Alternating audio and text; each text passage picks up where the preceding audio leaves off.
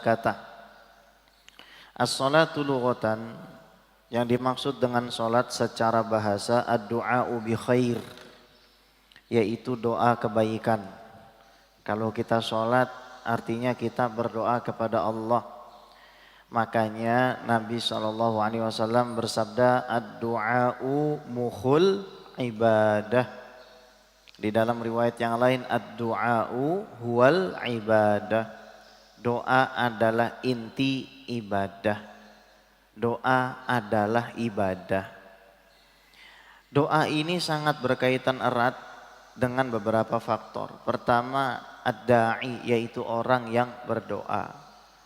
Yang berdoa ini harus dalam keadaan tidak memakan makanan yang haram, tidak mengenakan pakaian yang haram, disunahkan untuk menghadap kiblat dan dalam keadaan bersuci.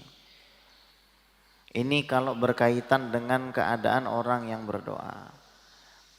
Al-Imam Ibnu Athaillah As-Sakandari mengatakan, ketika Allah Subhanahu wa taala mengilhamkan kepadamu adab dan etika berdoa, fa'lam annahu arada ayyu'tiyaka. Ketahuilah pada saat kamu beradab maka kamu pasti akan diberi. Pada saat kamu beretika maka pasti Allah akan penuhi, bahkan berikan sesuatu yang lebih baik daripada apa yang kamu sangka dan kamu minta. Fasya'nu wujudut talab. Fasya'nu wujudut talab. Jadi urusannya di sini adalah apa? Kita punya adab di saat meminta kepada Allah. Anturzaq husnul adab. Engkau diberikan adab dan etika yang baik. Anturzaq husnal adab. Jadi ketika kita berdoa ada etika, Allah pasti akan kasih. Itu kata Imam Ibnu Athaillah As-Sakandari. Kemudian yang berkaitan dengan tempatnya, semakin mulia sebuah tempat maka doa itu akan semakin mustajab. Di multazam contohnya, di raudhah contohnya, di makam para aulia contohnya.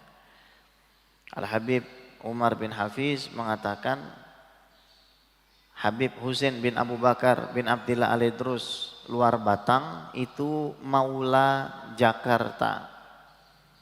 Keramat luar Batang itu adalah walinya Jakarta. Bahkan ada seorang ulama mengatakan kepada saya, tidak sah jadi orang Jakarta kalau belum ziarah ke luar Batang. Karena makam tersebut adalah makam yang dimuliakan karena ada orangnya.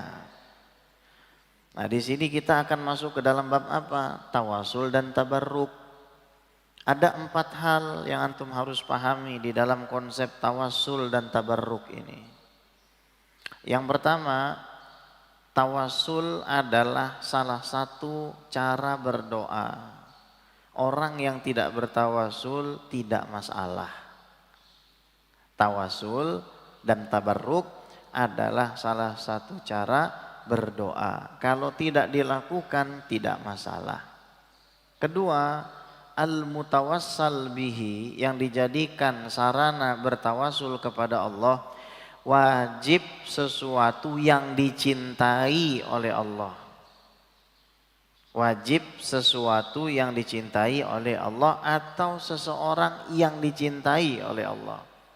Contoh, bertawasul dengan Nabi Muhammad sallallahu alaihi wasallam. Ada seorang sahabat pada masa Sayyidina Umar paceklik, datang dia ke kuburan Nabi Muhammad sallallahu alaihi wasallam. Dia mengatakan di depan kuburan Nabi, "Ya Rasulullah, istasqi li ummatika fa innahum qad halaku." Wahai Rasulullah, tolong minta kepada Allah agar Allah mencurahkan hujan karena umatmu dalam keadaan binasa. Lalu laki-laki tersebut tertidur dan bermimpi bertemu Nabi Muhammad SAW. Setelah itu diperintahkan oleh Nabi di dalam mimpinya untuk menemui Sayyidina Umar. Sayyidina Umar melakukan sholat istisqa dan akhirnya turun hujan. Itu tawasul dan tabarruk.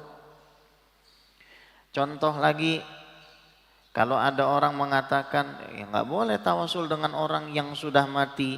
Kita sikapnya orang mati atau hidup, Tuhan kita tetaplah Allah. Tidak ada hubungannya jasad yang bisa berdiri dengan jasad yang sudah terbaring terbujur kaku. Kita bertawasul karena memang disyariatkan. Hadis riwayat Imam Al-Baihaqi dan dihasankan oleh para ulama. Hadis hasan boleh diamalkan. Nabi Adam alaihissalam ketika meminta ampun kepada Allah Subhanahu wa taala bertawasul dengan Nabi Muhammad sallallahu alaihi wasallam. Ditanya sama Allah, "Dari mana kamu tahu nama Muhammad?" "Ya Allah, ketika Engkau ciptakan aku pertama kali, ra'aitu ala qaimil arsy maktuban la ilaha illallah Muhammadur Rasulullah." Saya melihat di tiang-tiang arsy tertulis la ilaha illallah Muhammadur Rasulullah.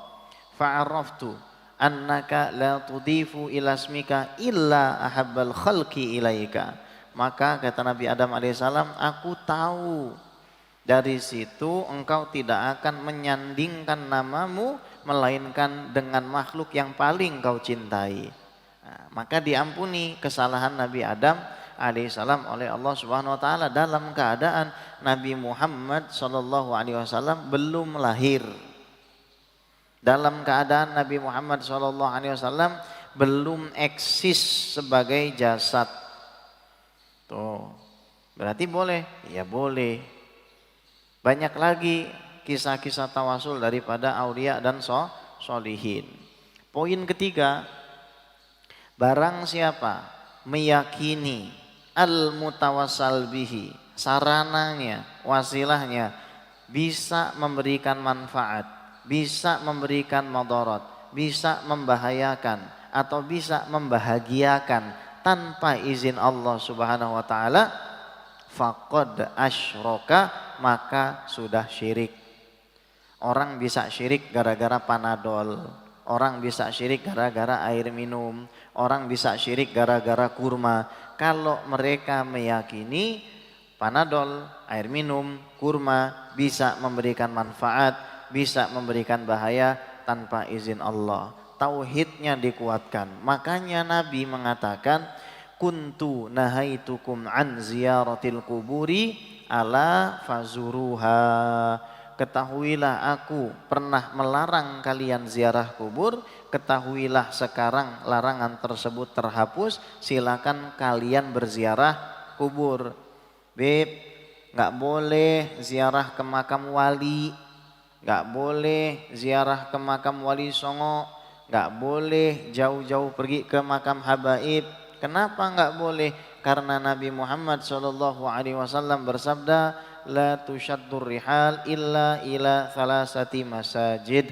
Tidak boleh mengencangkan tali pelana kendaraan kecuali kalau mau pergi ke 3 masjid, Masjidil Haram, Masjid Nabawi, dan Masjidil Aqsa. Dengan alasan hadis ini ada yang mengatakan bahwasanya tidak boleh kita pergi berziarah jauh-jauh. Ini keliru.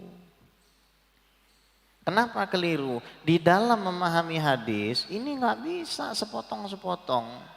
Di dalam memahami hadis kita harus mengkomprehensi semua hadis Nabi Muhammad SAW, kemudian mengambil satu metode yang dinamakan al-jam'u wa taufiq, yaitu menggabungkan antara makna satu hadis dengan hadis yang lain.